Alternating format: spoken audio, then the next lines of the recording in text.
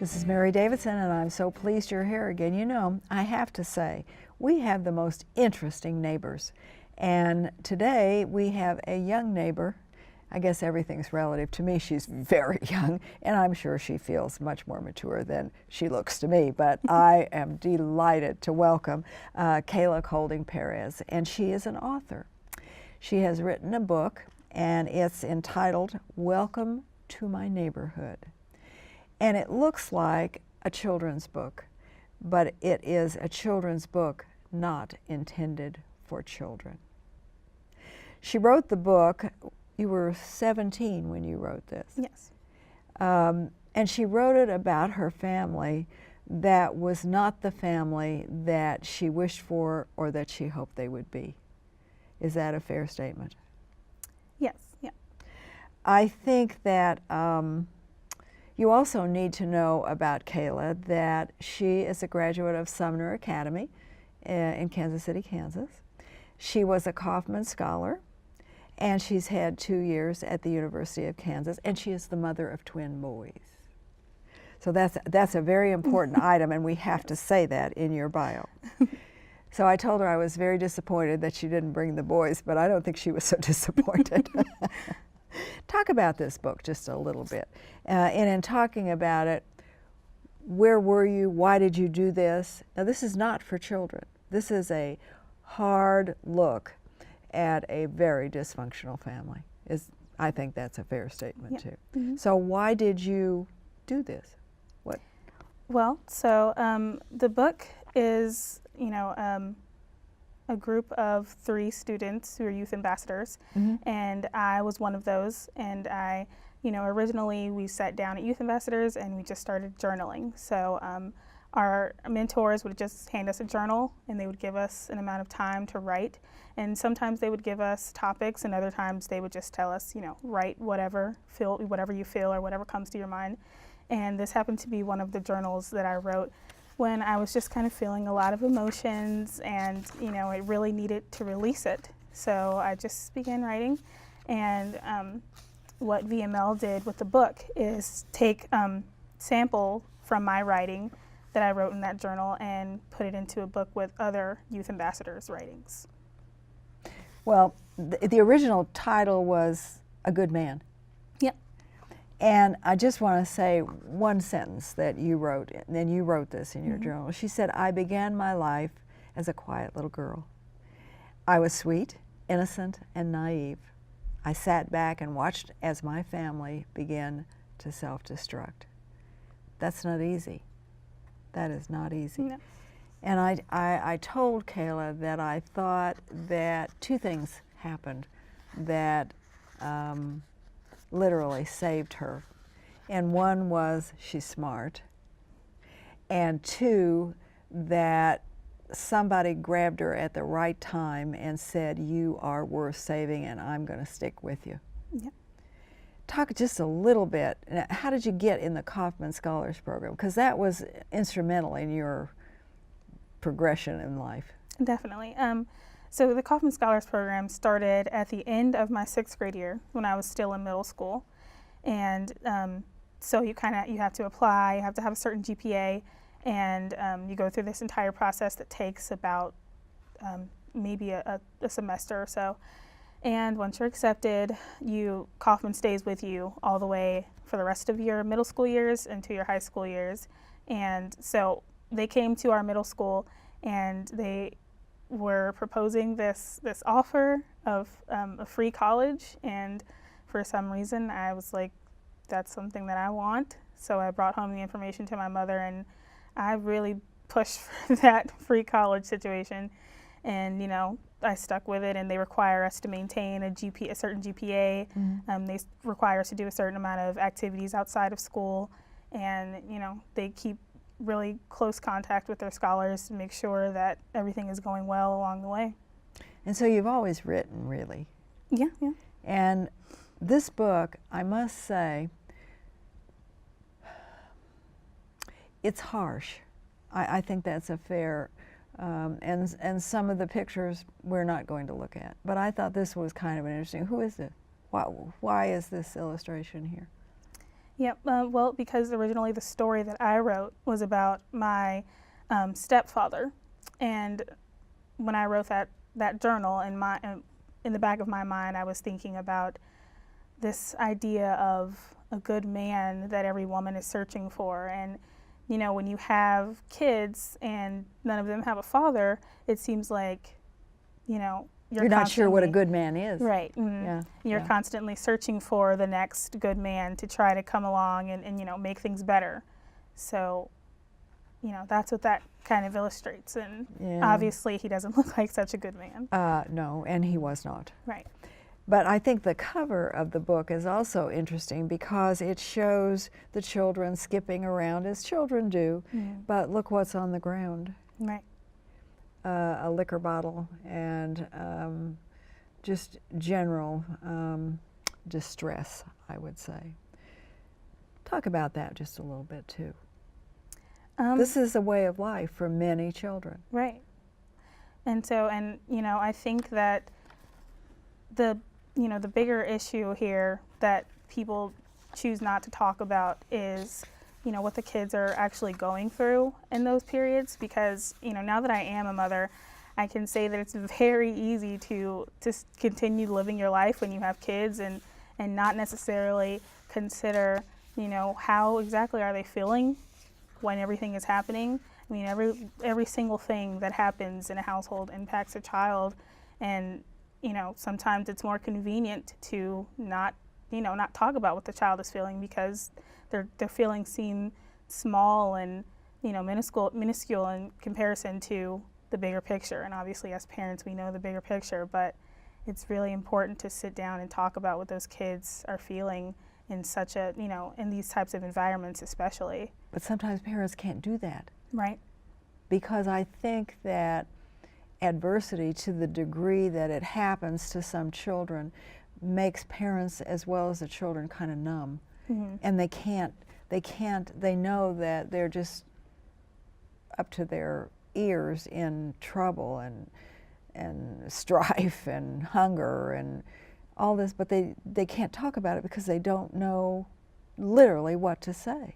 Right. Yep. And talking about it, would allow for emotions to come out that would distract from the everyday survival techniques. And I think that's something that my mom passed down to me.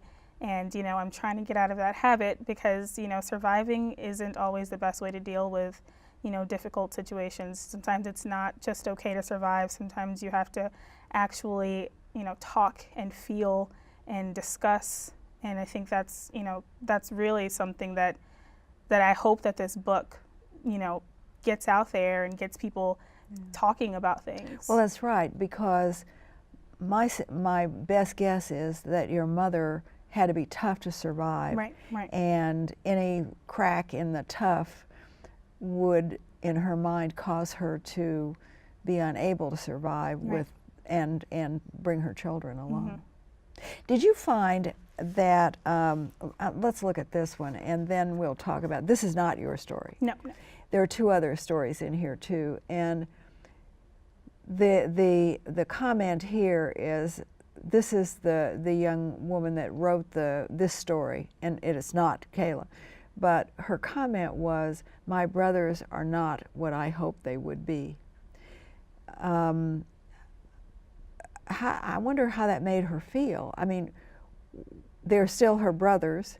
There is a family tie there, and sometimes those siblings are the only lifeline, no matter how thin it is, that the child has. Right. So I would suggest that it's a problem. How does a child face that when they see their brothers and sisters doing things that they wish they wouldn't do? Right. So, I mean, I didn't write about it necessarily in my my writing that got published, but I definitely had to watch my siblings do things that I didn't necessarily agree with, and it's tough. All that you really can do is be there, as support for them and kind of learn from their mistakes and I mean, it really is kind of one of the toughest parts of my situation as well, because what happened with my family impacted my siblings and you. right, yes, and caused them to do things that were mistakes and kind of follow in the same path as my mom did and do things that led them, you know, in the wrong direction. So, And it's a hard thing to watch. yeah. It is. In a dysfunctional family, do siblings take care of one another? Try to? Yeah, definitely. See? It's definitely, Even though they do bad things, they do in their own peculiar way care about each other. yeah. Hmm. So I think that's interesting. And you're the youngest, Hmm. so they're all older. Did they try to take care of you? Yep. There were 4 older than me, so 2 of them, the oldest 2, were a bit more mature, so they were able to, you know, they were able to be the ones who asked me every now and then, how are you, you know, how are things going, and kind of make sure that I was next to them and Yeah. cared about and loved when things were, you know, difficult. The younger 2, you know, were kind of on the same path as me, a little more Yeah. confused and Yeah. still Yeah. needing guidance. But I think that in the very best way they could, they tried. Yep. And so that has to be said, I think. Yes. Now, you got through the Kauffman Scholars Program. You went to KU for 2 years. Mhm. But in all of this, you were part of a nonprofit program called the Youth Ambassadors. Yes. Talk about the Youth Ambassadors, please, if you would, because it's an organization that I frankly did not know about and with which I am extremely impressed. Yep. So Youth Ambassadors is a program that is, you know, outside of school. So, and they do classes on Saturday mornings, and during the summertime they do 3 days a week. So Did they and- come to school to recruit you? How did you get involved? Nope, I actually found out through my community. My now husband, he was my boyfriend then, he was a part of Youth Ambassadors program, and he was, you know, excelling, and he was all over the videos and YouTube, and so, and I was like, what is this program, you know? And so they were paying him, and they pay all their youth ambassadors to come and do work within their community, and, you know, journal and do art and talk about, you know, media and things going on around them. And so he told me about it, and I was like, a summer job? Of course, I'll take a summer job. So, and I kind of went in not knowing what to expect, but once I got there, you know, it was really straightforward, and, you know, the other kids, you know, were welcoming. There was no, you know, it wasn't like school. It wasn't like, you know, the bullying and the, It's a safe place. right, safe place. But I think it's only fair to say, even though you got paid, if the ambassadors do not perform according to the expectations, they do not stay. Right. So I think that's an important point to make. Yeah, They definitely. they have to do their part.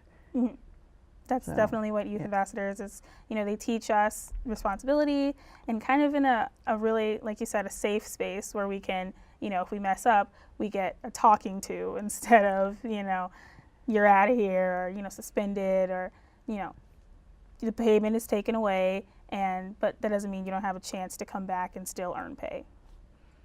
Always another chance. Right. Well, and I think it's kind of interesting too, because each ambassador, when they enter the program, is given the adverse childhood experiences. It isn't exactly a test, it's a questionnaire of who they are. And I think that's kind of an interesting. Do you remember taking it? No, that must have been something that started after I was a youth ambassador. Well, they collect data that way. Mhm. And it's a very interesting thing, because I think often the young people that come into that program are not sure what the norm is, because it's so far from where they are and who they are that it's not even on the list of things to think about. So it shows the people who run the program something about the people that they're working with, I think. But I also, as I was reading about the ambassadors program, they focus on the positive. Right. In other words, they don't let you feel sorry for yourself and grovel around. They show you what is positive and what can be positive and what you need to do to get there. Yes. So evidently you followed the directions. Yeah. I think, let's talk about resiliency. Okay. Living in a highly dysfunctional family, you have to be able to get up off the floor and keep going. Yes. Did you find wherein within you gave you the strength to do that? It's not easy. It's not. So I guess that I would say that just the possibility for something better, and like you said, there was somebody who came and grabbed me. There were a few people. One of my mentors was Cynthia Newsom, and back when I was younger, I wanted to be a news anchor. I wanted to be a journalist, and she came into my life and she made it seem like it was a possibility. She mentored me and she talked to me and she showed me her work and what she was doing, and because of that, there was never a moment when I thought to myself, it's all over with. Right. There was always, in the back of my head, this is something that is a possibility for me. And I really just had to draw from within and what I knew that I was capable of and just, focus on that. I think that's really interesting, because if those of us who care about young people knew what it was that was within you to keep you going, we could solve the whole problem. We could. Yeah. And there are you're not the only person, I have to say. You're a nice person, but you're not the only person. There are many young people, both male and female out there, that have that same resiliency and resolve and focus to get up and keep moving. And there's something there, and I ask always, and I don't know. When you wrote this book, why did you use the tiny mouse and the little bunny and the kitten? Why did you use the little cute animals? Well, that was actually an idea that was come up with by Paige O'Connor and VML. They worked together to kind of create an idea that... Now, what is VML? Because you owe them a big thank you, and I Right. think we need to be a little bit more of an explanation for them. Yeah, VML is, they are the people who have helped produce the book. They have helped with the illustrations within the book, and they are helping distribute the book. So So we part say of the thank production. you. Yes. Thank you to VML. Okay, so why did they like the tiny mouse, the little bunny, and the cute kitten? Because those are, small animals that are usually, small and cute and associated with, children and happy things, and, they look so happy and innocent, right? And so the idea is these little, children's animals put on a children's book, and it appears to be a children's book. And if you were to pick it up at a bookstore, you would think, oh, this is something that I can read to my small child, or, as a bedtime story. But in actuality, it's a book for adults too. Well, and there is a tag on the front of each Right. book, and it says, warning, the content is not suitable for children. So this happy little group is not so happy. Right. So they thought that would be, and I'll tell you what else I think too. I think these cute little animals are not as threatening as a harsh-looking adult Right. that's doing unpleasant things. Mm-hmm. And the rat is used as the more unpleasant character in there. Mm-hmm. So the animals personify the character Mm-hmm. to some degree. Children are innocent, Mm-hmm. and adults sometimes are not so Right. innocent. So I think that's kind of interesting. But the kitten and the bunny and the mouse are good people. They're good folks. Mm-hmm. And I think that's... did you realize, what did you think when you were making, did you realize what was going to happen to this journal entry that you did when you were 17? No, I did not. What do you think when you see this? It's completely amazing. I mean, that the entire idea of it, it's, I really don't know where it came from. The fact that they were able to think up something like this is so amazingly powerful to me. When I wrote that writing, I was just releasing feelings. I was sitting down and I was angry and I wanted to find a way to express myself. And I think that's the amazing thing about Youth Ambassadors. We sit down and we just feel, we create, and Youth Ambassadors takes it and turns it into something that makes us look, powerful and creative. But, I mean, it's like I don't know, it's like a sort of an explosion that happened, because how did VML get this? How did they find the journal entry? Who showed it to them? So Paige O'Connor, she keeps a hold of some of the journal entries that she thinks are, worth saving, or really powerful journals, and collects them over time. And I think that she just was kind of looking through them and found a few that she thought fit well together, and put them into a document together, and it just took off from there. It's fascinating. But some of the journal entry is very straightforward, and it hits hard. One of them says, "I never understood what Mommy considered a good man." And some people don't know. They've never seen a good man. Right. So they don't know. And they choose someone that they think might be. And so you said she married someone she thought would be a good man. Right.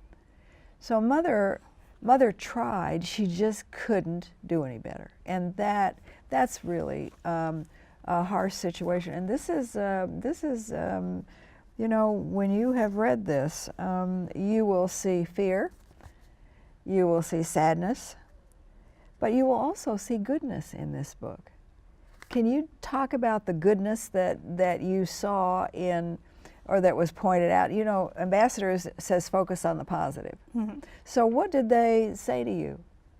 So, how do you focus on the positive in a situation like that? That's what I'm really asking, right, I think. Right.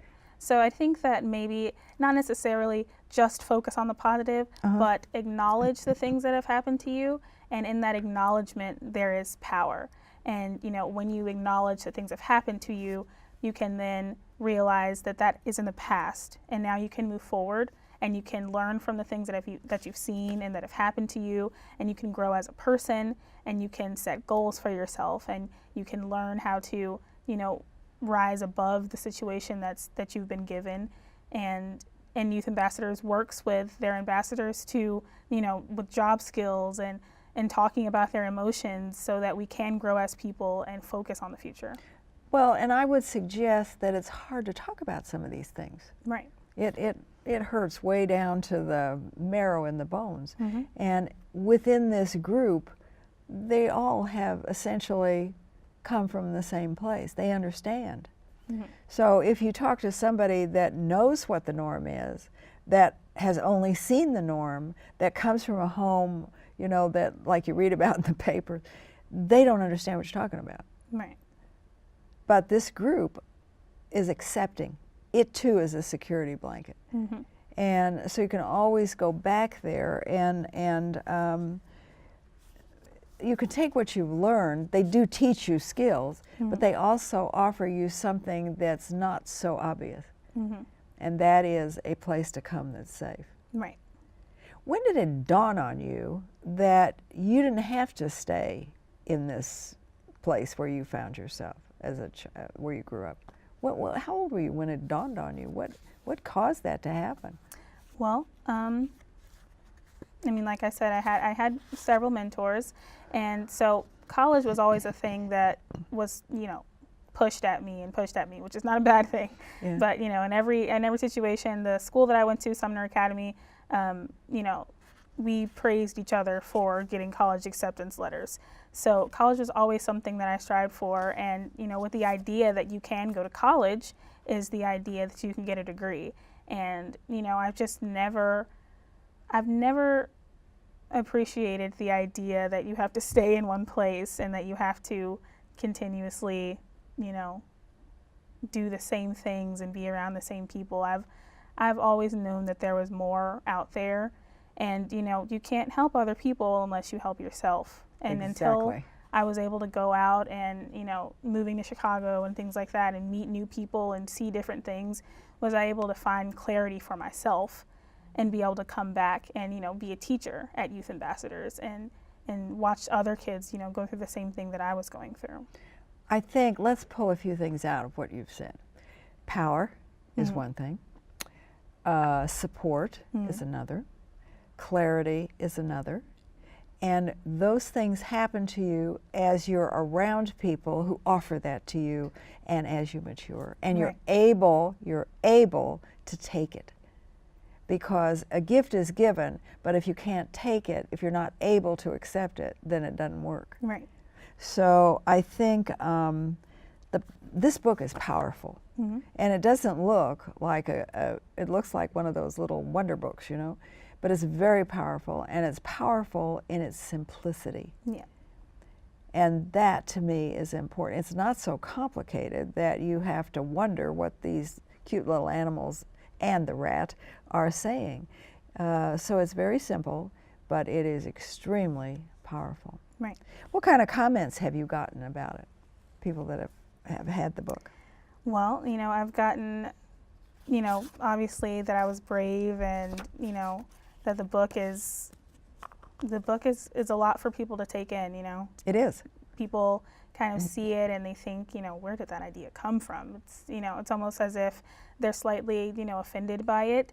And I think that maybe that's a win, because like I said, I really want people to get out and start talking in their community and in their families, and hopefully this book does that. And this book is without charge. How does one get a copy of this book if they would like to have it?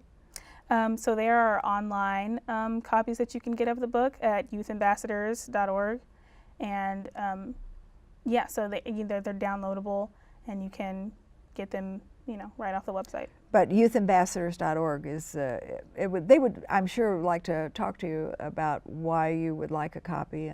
But there is no charge for the book, and I assure you that it's worth taking a look at, because there are a lot of these kids that are out there, and everybody is worth an opportunity, and everybody deserves a chance to be in a position to do better than they started out, I think. But what I really, what are you going to do now? I mean, I'm wondering, you've been a success here. What are you going to do to carry this work on? I mean, you're in a position to make a difference. Right, and so the which goal is a responsibility. Here, the goal here is to get this book to reach as many people as possible, and I'll be there every step of the way to kind of explain things just like I've done with you, and like I said, and also draw attention for Youth Ambassadors, the program, and get people aware of that. To get in, as many donations, and to get people aware of what's going on in their communities. And so we're just keep writing. You didn't say keep writing. I will keep writing. All right. You have to promise to do that, because this book gives people the power to take control of their lives, because the book forces a square look at a terrible problem in our country. Not just you. Right. There are a lot of young people that are caught in a web that they really deserve an opportunity to get out of. So talk to Youth Ambassadors. They will be glad to tell you how to get a copy of the book. Take 5 minutes. It's all it takes. It takes a short period of time to read it and a long time to digest it. So it's our neighborhood, and we're very proud to have you. And I am extremely proud of what you have done. And so Kayla, you just keep going and raise 2 nice boys. I will try. Thanks for coming, and we have been delighted, as always, to have you come to our community and meet our neighbors.